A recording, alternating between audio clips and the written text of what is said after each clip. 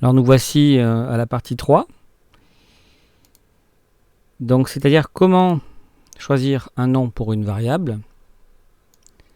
Voilà, c'est ici. Je ne vais pas vraiment vous dire comment choisir tel ou tel nom. Ça va dépendre de la situation, de la méthode que vous employez, du contexte, du cadre, du framework aussi dans lequel vous travaillez. Mais on peut savoir comment on l'écrit surtout. Ça peut être pas mal. C'est-à-dire que les méthodes, par exemple en CSS, quand on choisit de travailler avec SMAX, avec ou CSS ou avec BEM, eh ben on n'a pas le même concept. Donc on ne va pas choisir la même façon d'écrire ou la même façon de choisir les mots qui vont composer les identifiants. Donc ça, c'est une autre histoire. Par contre, on sait comment on doit écrire. Et donc, ce qui est recommandé d'écrire. Donc, on va regarder ça en détail. Donc, choisir un nom de variable. Alors déjà, la variable, on sait que cet identifiant, il peut commencer par une lettre, par un underscore, c'est-à-dire par un souligné, c'est la touche 8 pour les claviers PC, et par dollar. Voilà. Donc déjà, c'est un bon début. Alors j'ai mis ça de façon un peu symbolique, de A à Z. Donc c'est les lettres de A à Z en majuscule. N'oubliez pas que JavaScript est sensible à la casse. Donc quand vous écrivez un mot avec des minuscules et des majuscules, ben lui, il ne voit pas le même mot. Alors il faut faire très attention à ça. Ensuite, on sait qu'il ne doit pas jamais commencer par un chiffre. Sinon, ben, ça va planter. C'est pas possible. C'est assez courant d'ailleurs dans les langages de programmation. On ne doit jamais commencer par un chiffre. On sait qu'il peut contenir, là on parle de l'intérieur du mot, pas du commencement. Alors il peut contenir par contre des lettres, minuscules, majuscules, il peut contenir des chiffres, oui. Du moment qu'il ne commence pas par un chiffre, tout va bien. Des tirets, bien sûr, et toujours le dollar. Par contre, il ne doit jamais contenir de tiret. Alors là je parle du tiret de la touche 6 pour les claviers PC. Les claviers Mac, je crois qu'ils ont une touche où il y a tiret et underscore qui est tout à fait en haut à droite, si je me souviens bien. Et puis les points, les points, pas bon ça. Ça, point et tiret, vous oubliez. Les tirets sont réservés à autre chose. On verra plus tard. Donc, il y a autre chose aussi. C'est qu'on ne peut pas prendre n'importe quel mot au hasard. Et donc, attention aux mots réservés. Donc les mots réservés, ce sont les mots qui sont utilisés par JavaScript lui-même. Donc les mots réservés, je les ai là. Voilà. Ça, on va le mettre comme ça. Voilà. Donc les mots réservés, toujours sur MDN, je suis un grand fidèle de MDN. Eh bien, vous avez l'adresse là-haut, de toute façon c'est facile à retrouver.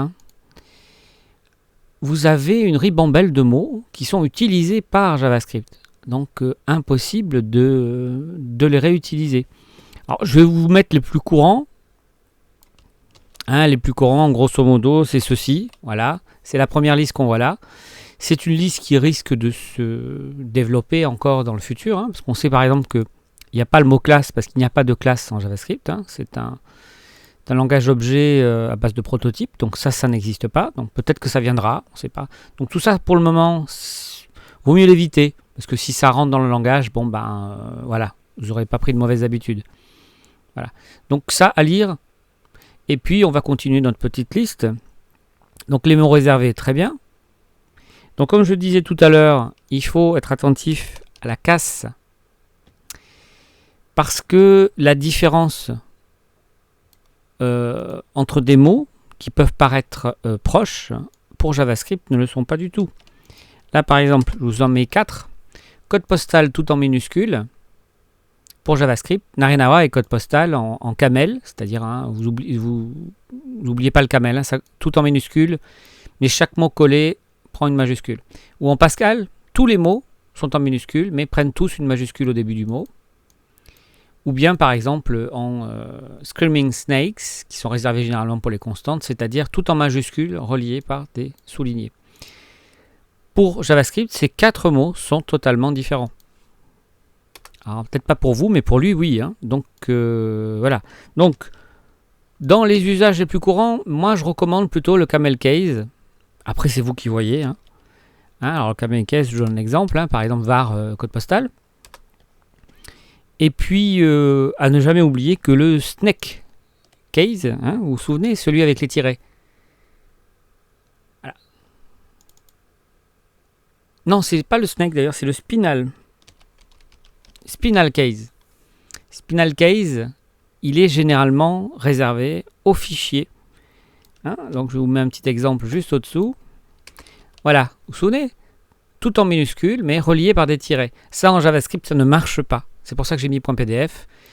Par contre, pour les fichiers qui vont sur Internet, je vais baisser un petit peu parce que sinon la suite ne rentrera pas. Pour les fichiers qui vont sur le réseau, je vous recommande vivement le Spinal. Mais c'est vraiment pour les fichiers. Ça permet d'enlever tout ce qui est accentué, bien sûr, pas d'espace, et on remplace les espaces par des tirets.